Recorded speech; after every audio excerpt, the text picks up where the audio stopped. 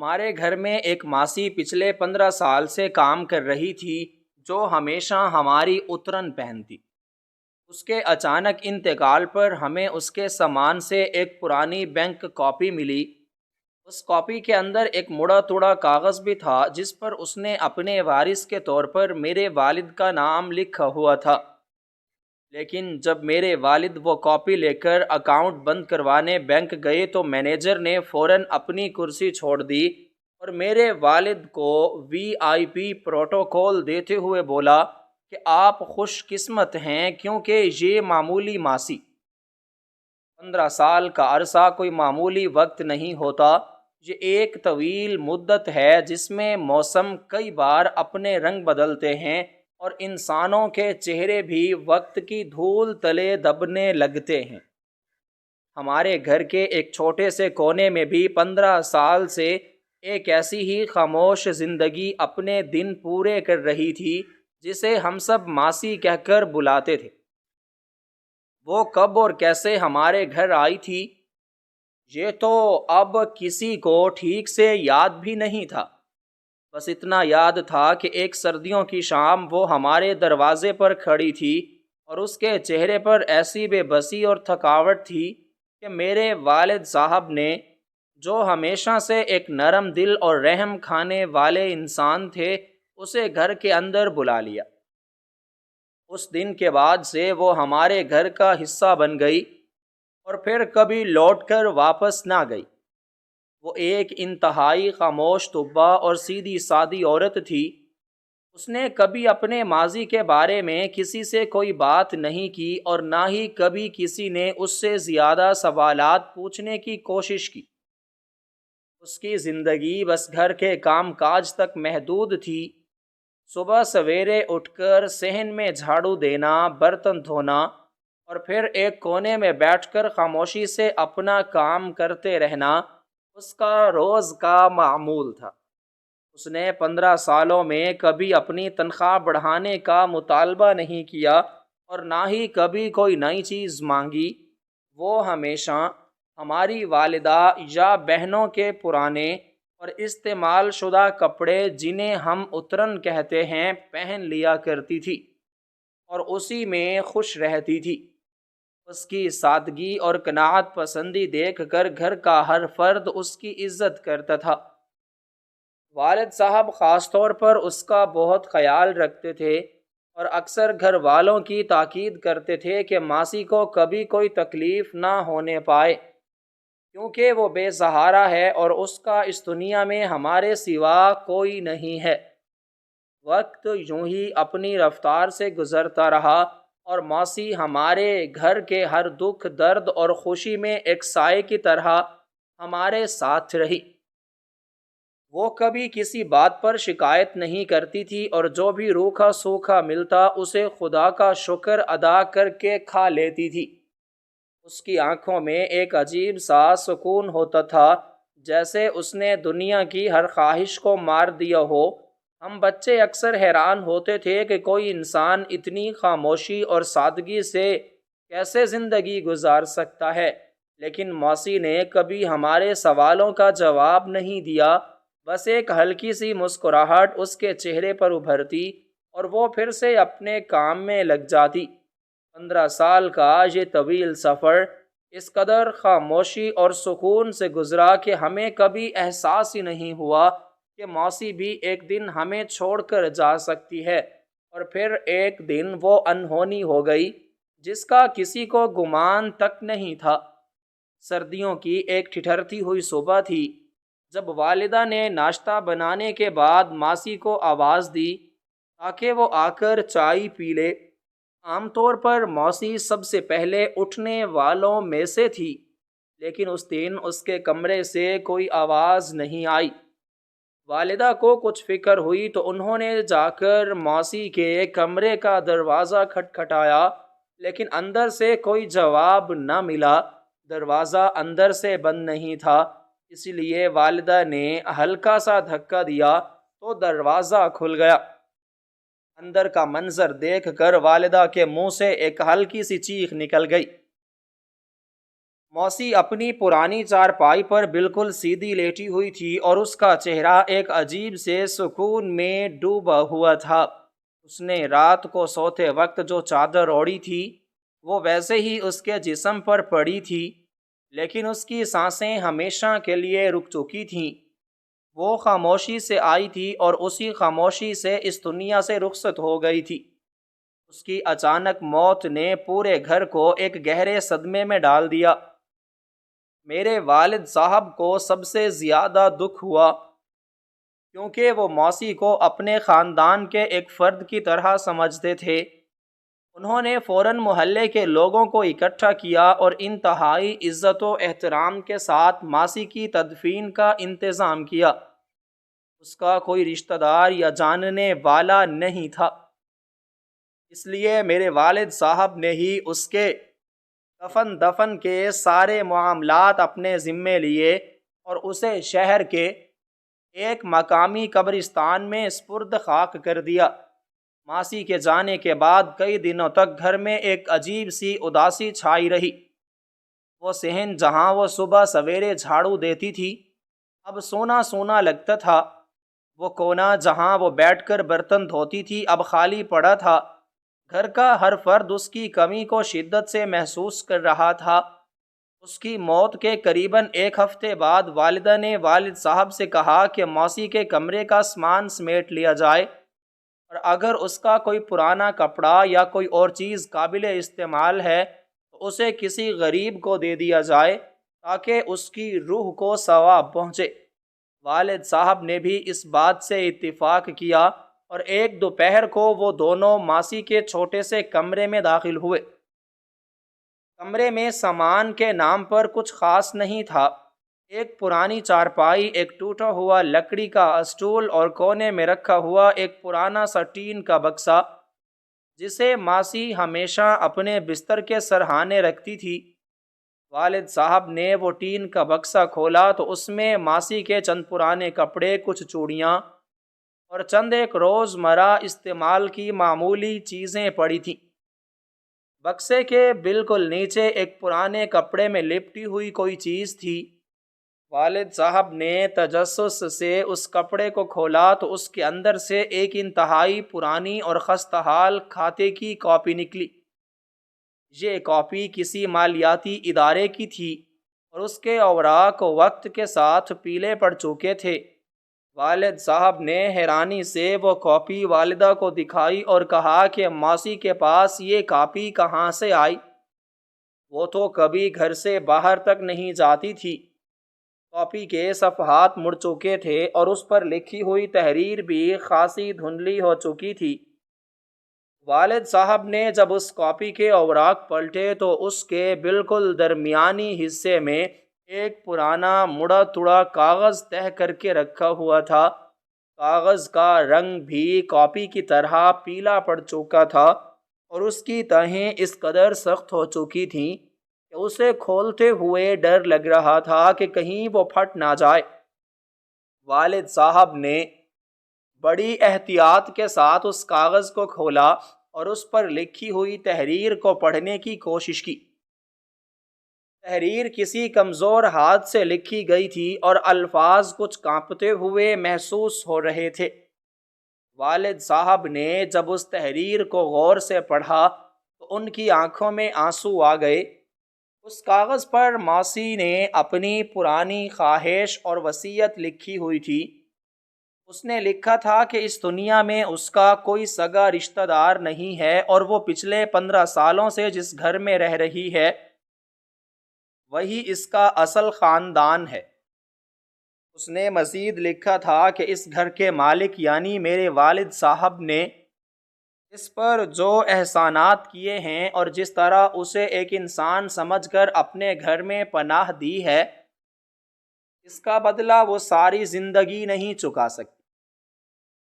اس کاغذ کے آخر میں اس نے واضح الفاظ میں یہ وصیت کی تھی کہ اس کے مرنے کے بعد اس کا یہ کھاتا اور اس میں موجود جو بھی معمولی رقم ہے وہ میرے والد صاحب کو دے دی جائے، کیونکہ وہی اس کے واحد اور سچے وارث ہیں۔ والد صاحب یہ تحریر پڑھ کر آپ دیدہ ہو گئے اور انہوں نے وہ کاغذ واپس اس کاپی میں رکھ دیا۔ انہیں لگا کہ شاید موسی نے پچھلے 15 سالوں میں کچھ 100 یا 1000 روپے جوڑ کر رکھے ہوں گے، اور وہ چاہتی تھی کہ اس کی یہ جمع پونجی اس کے مرنے کے بعد میرے والد صاحب کے کام آئے۔ والد صاحب نے والدہ سے کہا کہ موسی نے جو چند روپے بھی اس کھاتے میں جمع کیے ہوں گے، میں انہیں نکال کر کسی یتیم خانے یا مدرسے میں دے دوں گا تاکہ موسی کو اس کا ثواب ملتا رہے۔ اگلے دن صبح سویرے والد صاحب نے وہ پرانی کاپی اور وصیت والا کاغذ اپنی جیب میں رکھا اور گھر سے نکل پڑے۔ شہر کے وہ مالیاتی ادارہ جس کی کاپی تھی ہمارے گھر سے کچھ فاصلے پر تھا۔ والد صاحب پیدل چلتے ہوئے اس عمارت تک پہنچے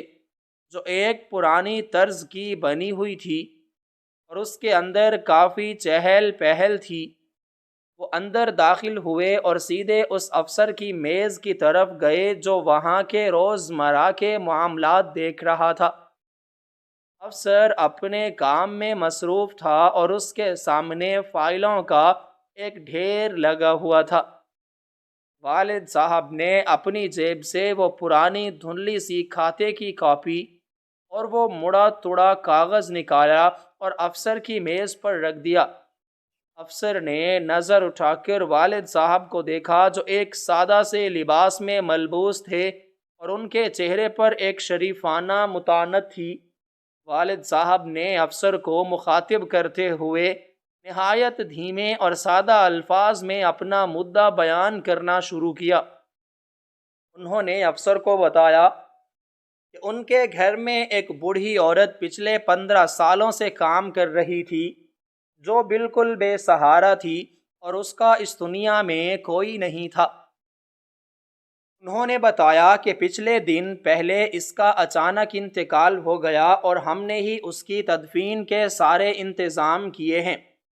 والد صاحب نے افسر کی توجہ اس پرانی کاپی اور اس کاغذ کی طرف دلاتے ہوئے کہا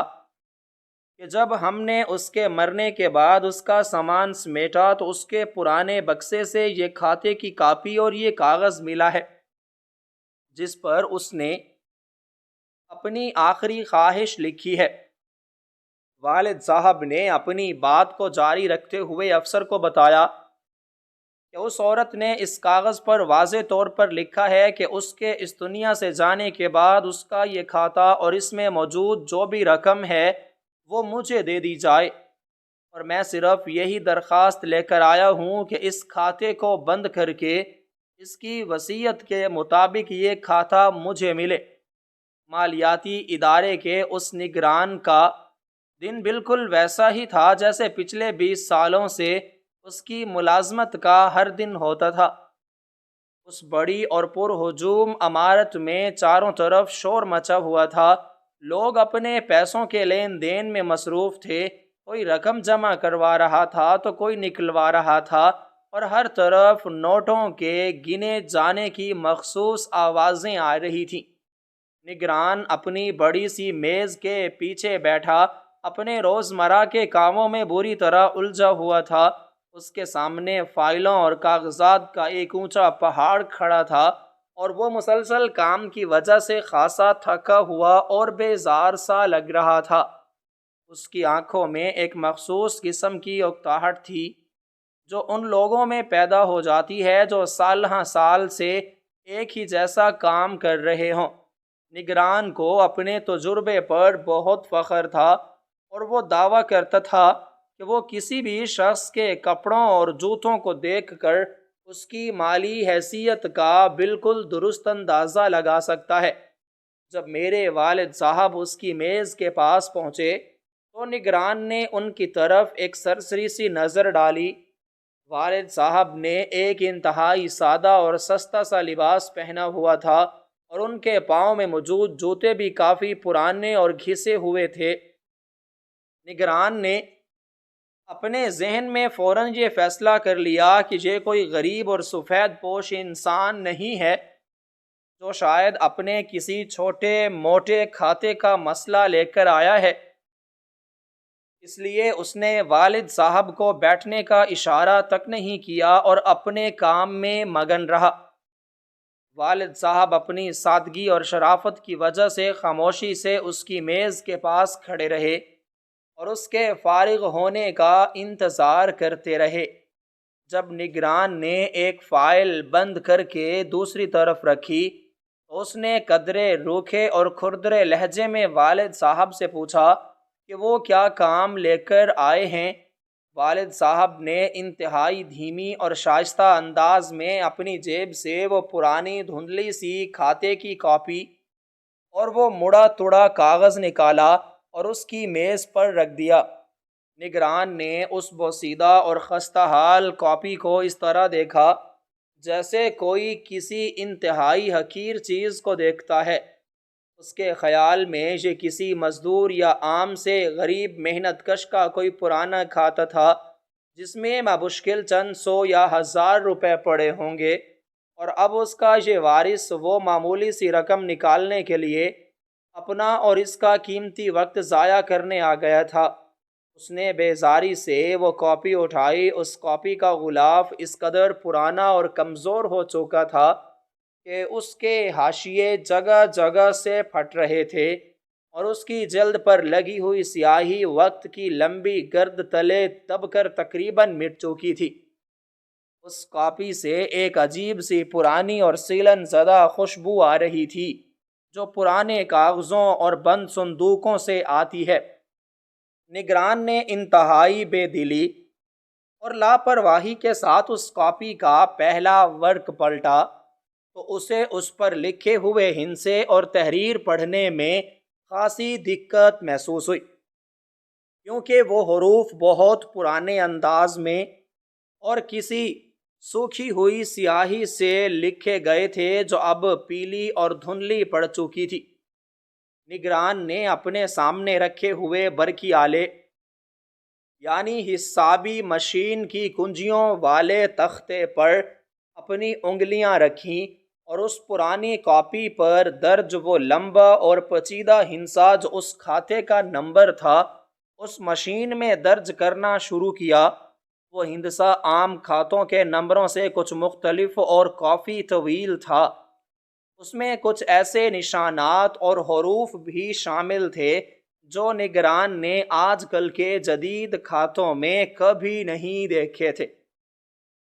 لیکن اس نے اپنی روزمرہ کی عادت کے مطابق اور اپنے تکبر میں ان باتوں پر کوئی خاص توجہ نہیں دی۔ اس کا خیال تھا کہ ابھی مشین کے پردے پر ایک معمولی سی رقم ظاہر ہوگی اور وہ ایک کاغذ پر مہر لگا کر اور وہ چند روپے اس بزرگ کے ہاتھ پر رکھ کر اسے رخصت کر دے گا تاکہ وہ اپنے دیگر اہم کاموں کی طرف پوری توجہ دے سکے۔ ہندسہ درج کرنے کے بعد اس نے مشین کو معلومات تلاش کرنے کا حکم دیا اور خود اپنی آرام دہ کرسی کی پشت سے ٹیک لگا کر ایک لمبی سانس لی اور ایک بار پھر اپنے ارد گرد کے ہجوم کو دیکھنے لگا۔ چند لمحوں تک مشین کا وہ برقی پردہ بالکل خاموش رہا اور اس پر تلاش کا نشان گھومتا رہا، جیسے وہ بھی اس پرانے اور طویل ہندسے کو سمجھنے اور اسے اپنے وسیع اور پیچیدہ نظام میں تلاش کرنے کی کوشش کر رہا ہو۔ نگران کو اس تاخیر پر تھوڑی سی الجھن ہوئی، کیونکہ عام طور پر اس کا یہ نظام پلک جھپکتے ہی معلومات سامنے لے آتا تھا۔ اس نے کاپی کی طرف دوبارہ دیکھا تو اچانک اس کی نظر اس بوسیدہ کاغذ کے بالکل کونے پر پڑی جہاں ایک انتہائی مدھم سی مہر لگی ہوئی تھی۔ یہ مہر کسی عام مالیاتی شاخ کی نہیں تھی، بلکہ اس پر کچھ ایسے خاص نشانات اور پرانے دور کے ستارے بنے ہوئے تھے جو اس نے اپنی پوری ملازمت کے دوران صرف کتابوں یا پرانے اصولوں کے خفیہ ضوابط میں دیکھے تھے۔ اس مہر کو دیکھتے ہی اس کے ماتھے پر ایک ہلکی سی شکن ابھری اور اس کے دل میں ایک انجانا سا شک پیدا ہوا کہ شاید یہ کوئی عام کھاتا نہیں ہے۔ اس کے ذہن کے کسی دور افتادہ کونے میں اپنے ترتیبی دور کی کوئی پرانی یاد جاگنے لگی جب ان کے ایک بہت پرانے استاد نے انہیں کچھ ایسے مخصوص اور انتہائی نایاب کھاتوں کے بارے میں بتایا تھا جو دنیا کے انتہائی اہم اور طاقتور لوگوں سے تعلق رکھتے تھے اور جنہیں قانون کے تحت مکمل تحفظ اور پوشیدگی فراہم کی گئی تھی۔ ابھی وہ اس مہر کو مزید غور سے دیکھنے کی کوشش کر ہی رہا تھا اور اس کا شک یقین میں بدلنے ہی والا تھا کہ اچانک اس کی میز پر رکھی ہوئی حسابی مشین کے پردے پر ایک عجیب سی روشنی ابھری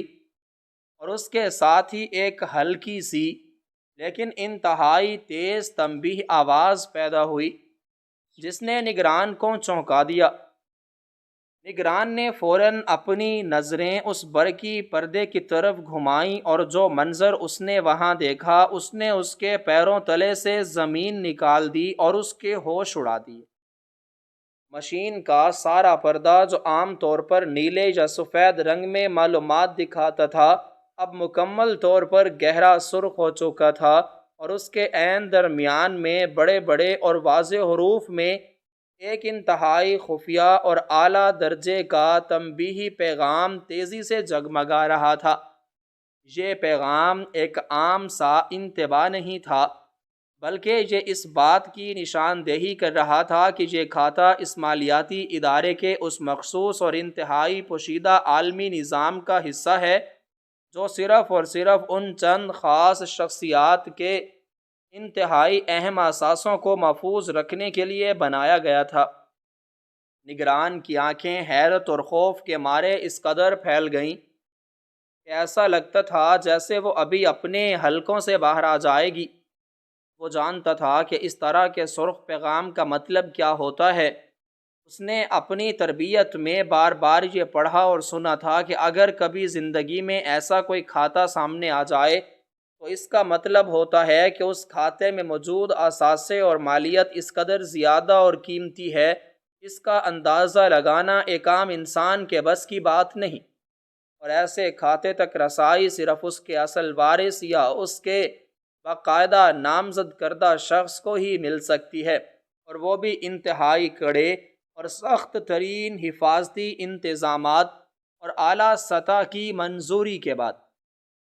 نگران کا پورا جسم ایک دم سن ہو گیا، اس کی رگوں میں دوڑتا ہوا خون جیسے برف بن گیا ہو۔ اس کی انگلیاں جو ابھی تک مشین کے تختے پر موجود تھیں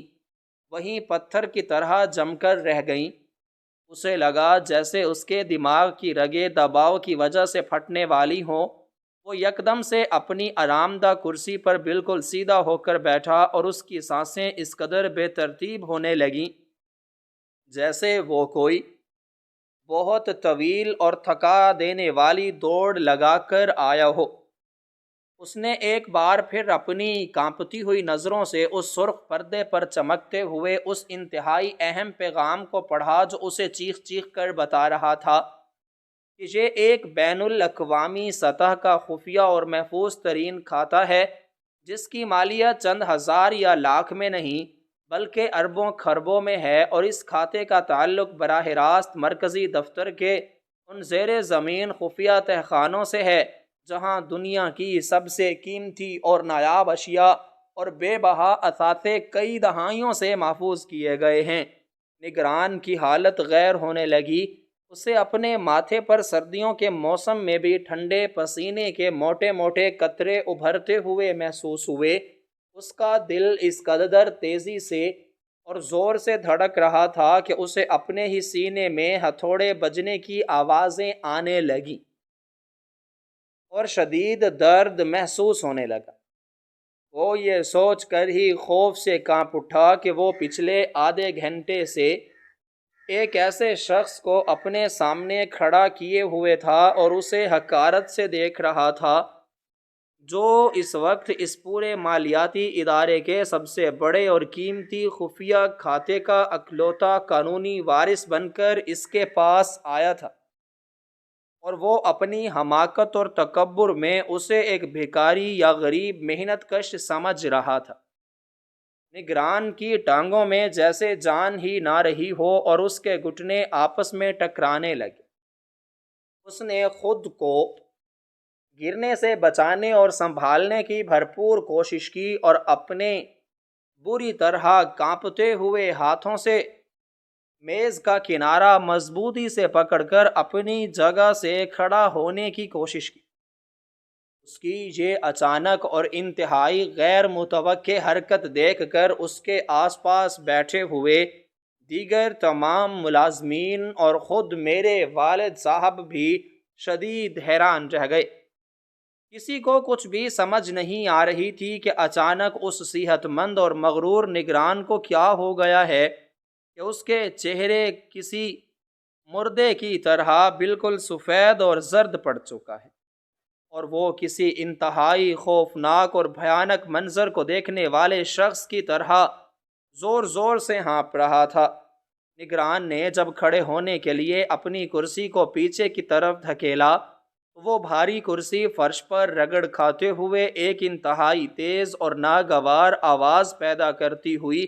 پیچھے جا کر دیوار سے ٹکرائی۔ وہ لڑکھڑاتے ہوئے قدموں کے ساتھ اپنی جگہ سے اٹھ کھڑا ہوا اور اس نے انتہائی بے بسی، خوف زدگی اور عقیدت بھری نظروں سے میرے والد صاحب کی طرف دیکھا، جو اب بھی انتہائی سادگی اور معصومیت کے ساتھ اس کی طرف حیرانی سے دیکھ رہے تھے۔ انہیں بالکل بھی اس بات کا رتی برابر بھی اندازہ نہیں تھا کہ ان کے ہاتھ میں موجود اس غریب ماسی کی پرانی کاپی نے دراصل اس مالیاتی ادارے کی سب سے بڑے اور صدیوں پرانے راز سے پردہ اٹھا دیا ہے۔ نگران کے خشک حلق میں جیسے بہت سارے کانٹے چبھنے لگے اور اس کی آواز مکمل طور پر اس کا ساتھ چھوڑنے لگی۔ وہ اچھی طرح جانتا تھا کہ یہ معاملہ اب کسی بھی صورت میں اس کی سطح کا یا اس کی برانچ کا نہیں رہا، اور اسے فوری طور پر اور بنا ایک لمحہ ضائع کیے سب سے اعلیٰ حکام کو اس سنگین اور اہم ترین بات کی خبر کرنی ہوگی، ورنہ اس کی نوکری ہی نہیں بلکہ جان بھی جا سکتی ہے۔ اس نے میز پر رکھے ہوئے اس مخصوص اور سرخ رنگ کے مواصلاتی آلے کی طرف اپنا شدت سے کانپتا ہوا ہاتھ بڑھایا، جس کا تعلق براہ راست مرکزی دفتر کے انٹیلیجنس اور سب سے اعلیٰ اور طاقتور منتظمین کے ساتھ تھا۔ یہ وہ آلہ تھا جو اس نے پچھلے 20 سالوں میں کبھی استعمال نہیں کیا تھا۔ اس نے وہ بھاری آلہ اٹھایا، لیکن اس کے ہاتھ اس قدر کانپ رہے تھے کہ وہ بامشکل اس آلے کو اپنے کانوں تک لے جا سکا، اور اس کے ہاتھ سے ریسیور بار بار پھسلنے لگا۔ دوسری طرف سے جیسے ہی ایک انتہائی بھاری، سخت اور رعبدار آواز ابھری جس نے اس کا شناختی نمبر پوچھا، تو نگران کے منہ سے لفظ بری طرح ٹوٹ ٹوٹ کر اور ہکلاہٹ کے ساتھ نکلنے لگے۔ اس نے روتی ہوئی اور انتہائی خوفزدہ آواز میں مرکزی دفتر کے اس اعلیٰ ترین افسر کو بتایا کہ جناب محترم، یہاں میری برانچ میں ایک ایسا کھاتے دار آ گیا ہے جس کی نشاندہی کے لیے ہمارے نظام کے پردے پر سب سے اعلیٰ اور خفیہ ترین نشان مکمل سرخ روشنی کے ساتھ ظاہر ہو رہا ہے۔ یہ وہ عالمی اور انتہائی پوشیدہ کھاتا ہے جس کا وارث آج تک کبھی دنیا کے سامنے نہیں آیا تھا، اور ہم سمجھتے تھے کہ وہ لوگ ختم ہو چکے ہیں۔ اس نگران کی یہ ہولناک بات سن کر دوسری طرف بھی ایک دم سے موت کا سا سناٹا چھا گیا، اور پھر وہاں سے ایک انتہائی سختی چیخی اور فوری نوعیت کا حکم جاری ہوا کہ تم پاگل تو نہیں ہو گئے؟ اس شخص کو فوراً سب سے محفوظ جگہ پر اور کڑے پہرے میں منتقل کیا جائے، اور کسی کو اس کے قریب پھٹکنے نہ دیا جائے۔ نگران نے کپ کپاتے ہاتھوں سے وہ آلہ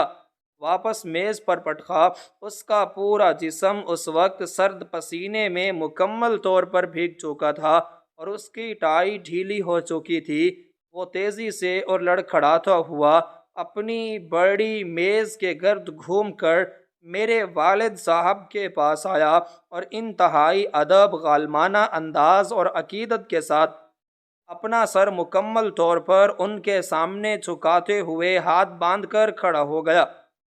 اس نے اپنے قریب کھڑے ایک اور سینئر ملازم کو دیکھا جو اس ساری صورتحال پر ہکا بکا اور بت بنا رہ گیا۔ نگران نے اس ملازم کی طرف رخ کیا اور اس کی آواز میں ایک عجیب سی گھبراہٹ اور دہشت اور انتہائی جلدی تھی۔ اس نے اس ملازم کو انتہائی سختی، زوردار اور تیزی کے ساتھ حکم دیا کہ فوراً سے پہلے مرکزی دروازے کو تالا لگا دو، تمام اعلیٰ اور مسلح محافظوں کو طلب کیا جائے اور اس معزز اور سب سے اہم مہمان کے لیے فوراً وہ خاص جگہ تیار کی جائے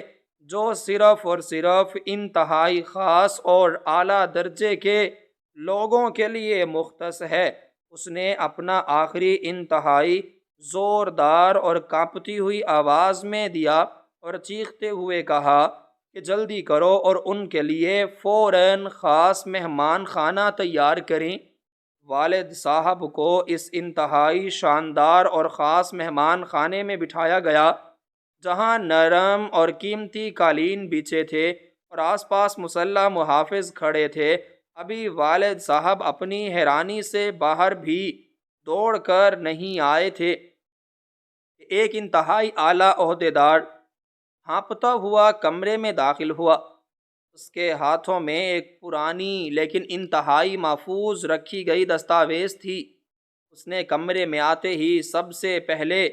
میرے والد کے سامنے سر جھکا دیا اور بنا کوئی تمہید باندھے وہ الفاظ کہے جس نے والد صاحب کے قدموں تلے سے زمین کھینچ لی۔ اس اعلیٰ عہدیدار نے انتہائی ادب اور کانپتی ہوئی آواز میں والد صاحب کو بتایا کہ جو عورت پچھلے 15 سالوں سے آپ کے گھر میں ایک معمولی موسی بن کر کام کر رہی تھی اور آپ کے گھر والوں کے پرانے کپڑے پہنتی تھی، وہ دراصل کوئی عام عورت نہیں تھی بلکہ وہ ایک بہت بڑی اور قدیم ریاست کے نواب کی اکلوتی بیٹی تھی اور ان کے شاہی خزانے کی آخری وارث تھی۔ یہ الفاظ سنتے ہی والد صاحب کا دماغ جیسے سن ہو گیا اور ان کے کانوں میں سیں سیں کی آوازیں آنے لگیں۔ اعلیٰ عہدیدار نے اپنی بات کو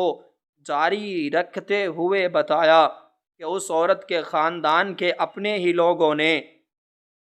لالچ میں نواب اور اس کے بقیہ خاندان کو بے دردی سے ختم کر دیا تھا، اور وہ عورت اپنی جان بچانے کے لیے رات کے اندھیرے میں محل سے بھاگ نکلی تھی۔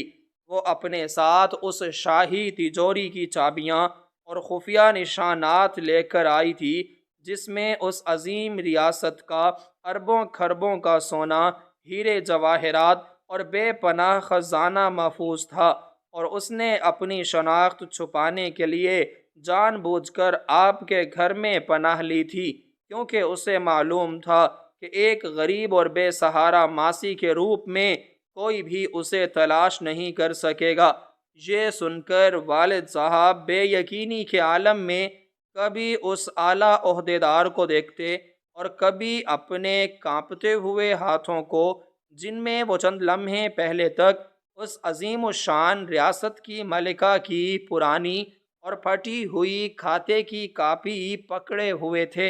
ان کی آنکھوں کے سامنے پچھلے 15 سال کا ایک ایک منظر کسی چلتی ہوئی تصویر کی طرح تیزی کے ساتھ گھومے جا رہا تھا۔ انہیں یاد آیا کہ کس طرح وہ نواب زادی سردیوں کی ٹھٹھرتی ہوئی صبحوں میں ٹھنڈے پانی سے ان کے گھر کا صحن دھوتی تھی اور اس کے ہاتھ سردی سے نیلے پڑ جاتے تھے۔ انہیں یاد آیا کہ کیسے وہ ان کے بچوں کا بچا ہوا اور روکھا سوکھا کھانا زمین پر بیٹھ کر کھاتی تھی اور اس کی آنکھوں میں کبھی کوئی شکوہ نہیں ہوتا تھا۔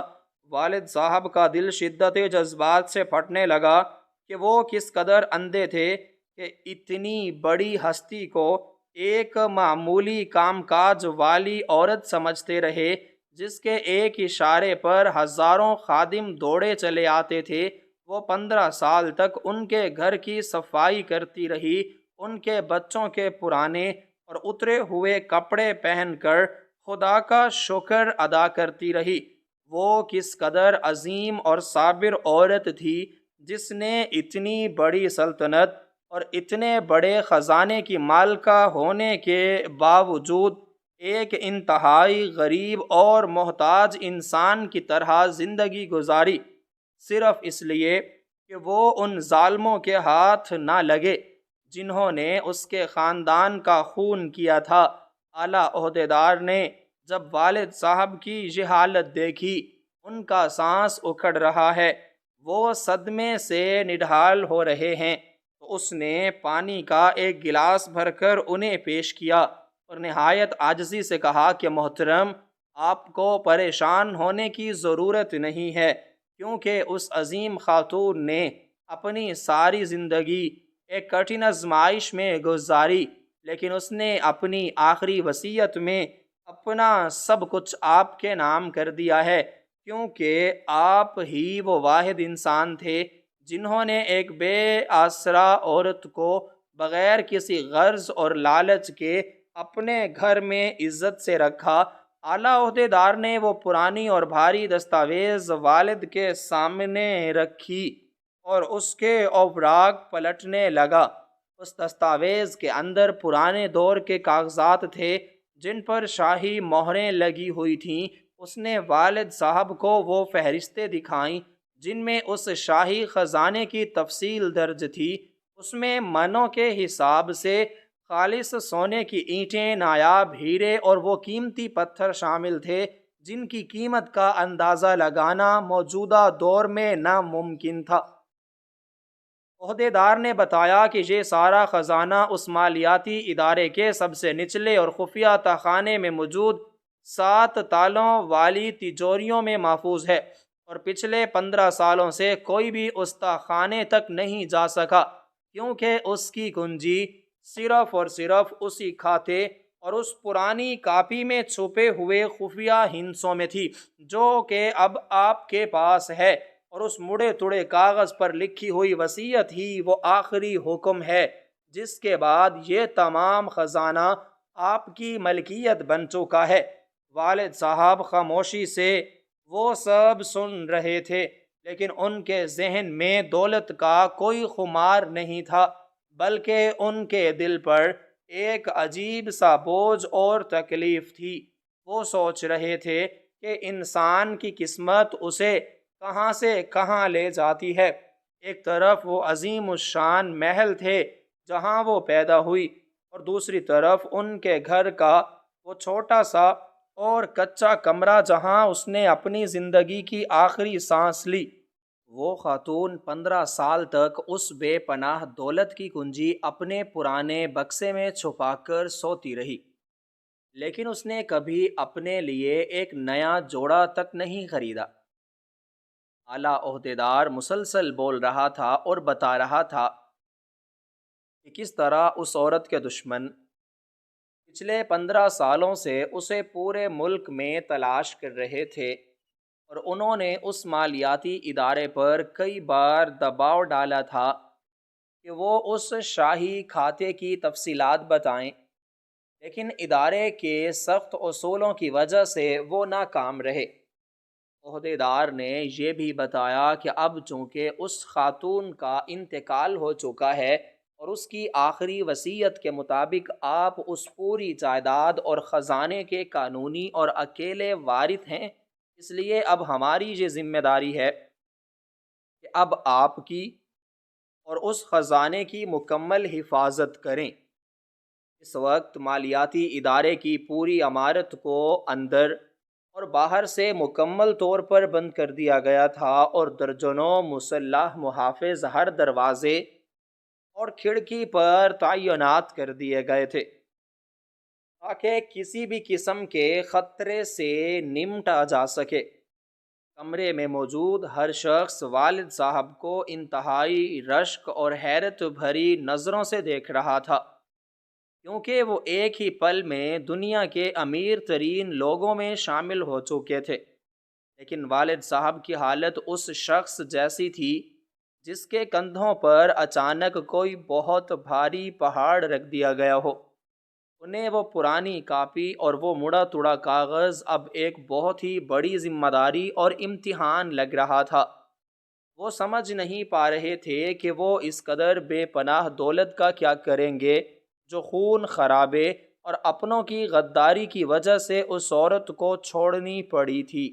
وہ بار بار یہی سوچ رہے تھے کہ کاش انہیں پہلے اس عورت کی حقیقت معلوم ہو جاتی تو وہ کبھی اسے اس طرح تکلیف اور غربت کی زندگی نہ گزارنے دیتے۔ وہ اس کے قدموں میں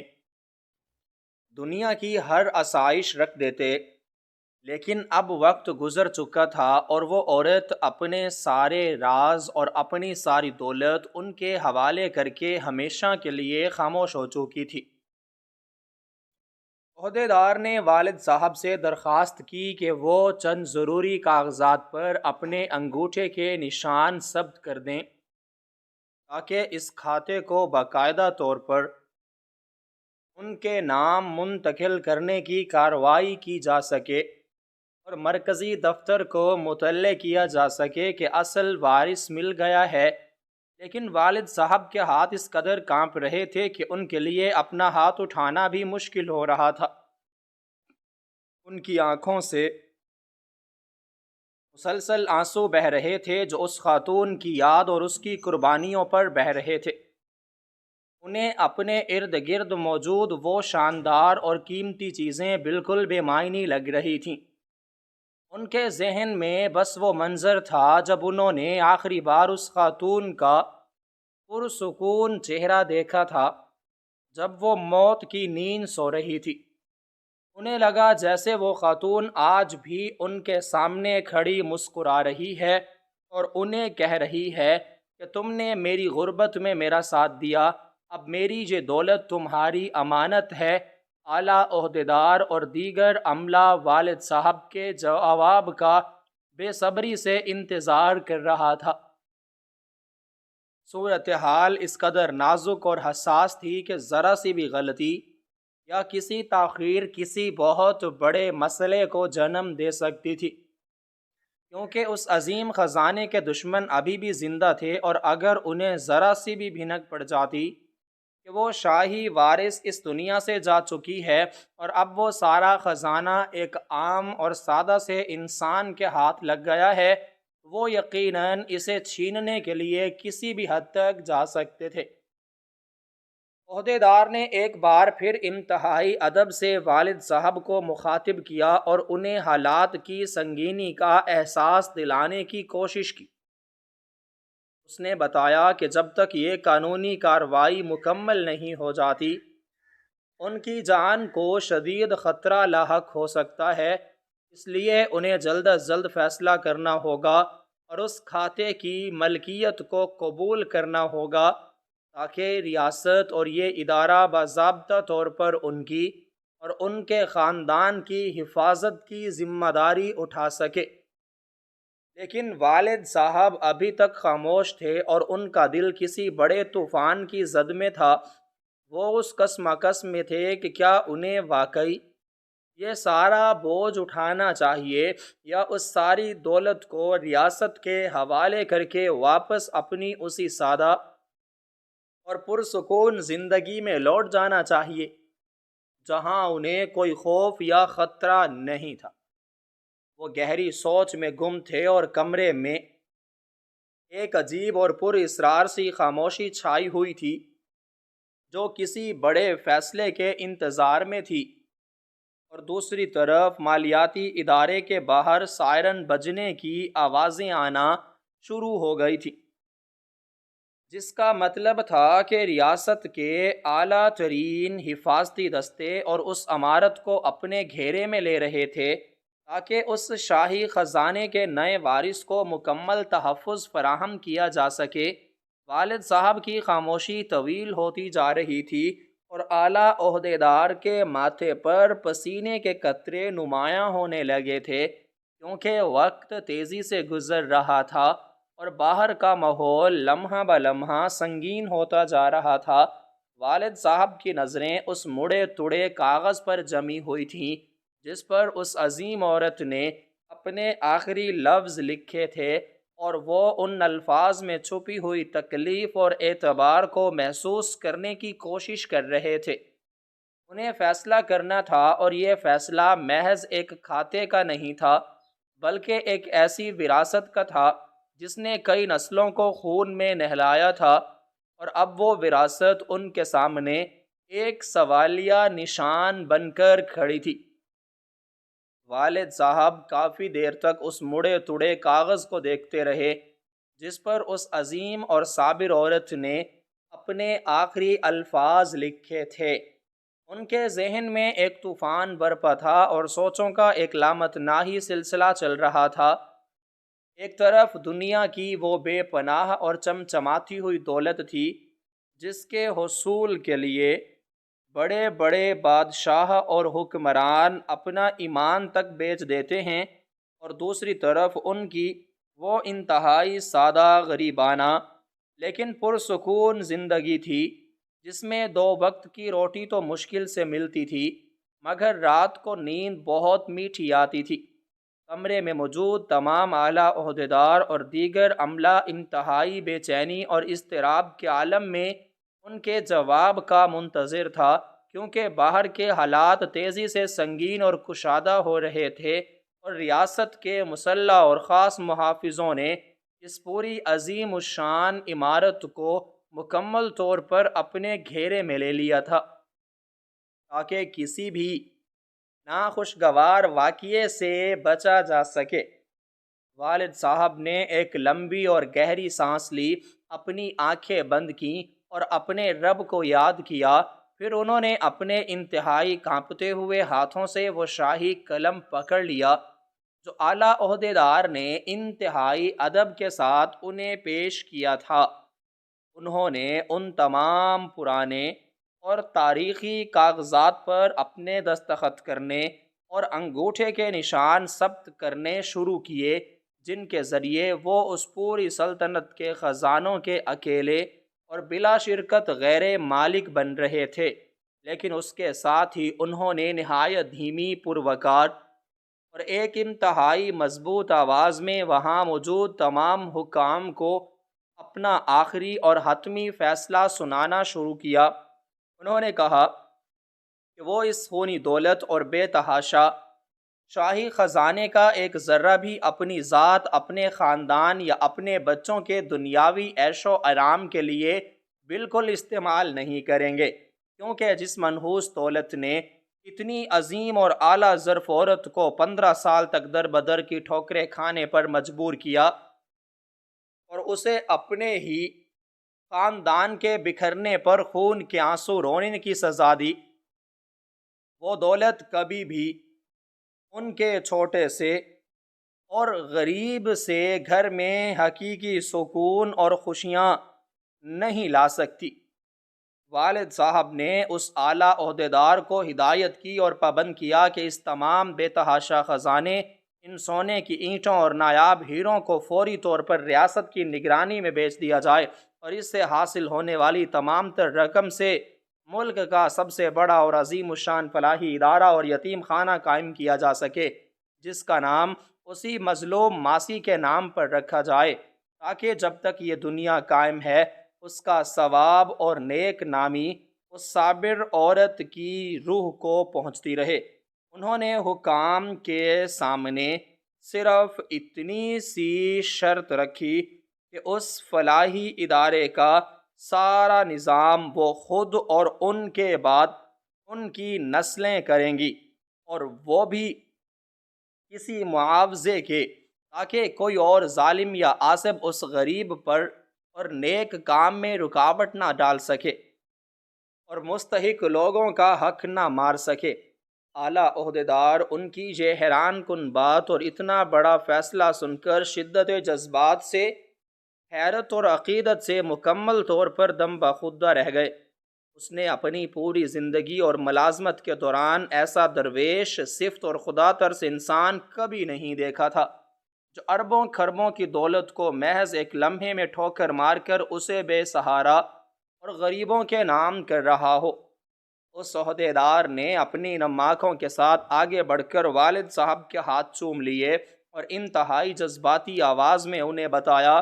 کہ قدرت کا انصاف کتنا سچا اور کڑا ہوتا ہے۔ اس نے انکشاف کیا کہ جن ظالم اور انتہائی لالچی غدار رشتہ داروں نے اس خاتون کے شاہی خاندان کو بے دردی سے ختم کیا تھا اور اس عظیم خزانے کی تلاش میں پچھلے 15 سالوں سے پاگلوں کی طرح مارے مارے پھر رہے تھے،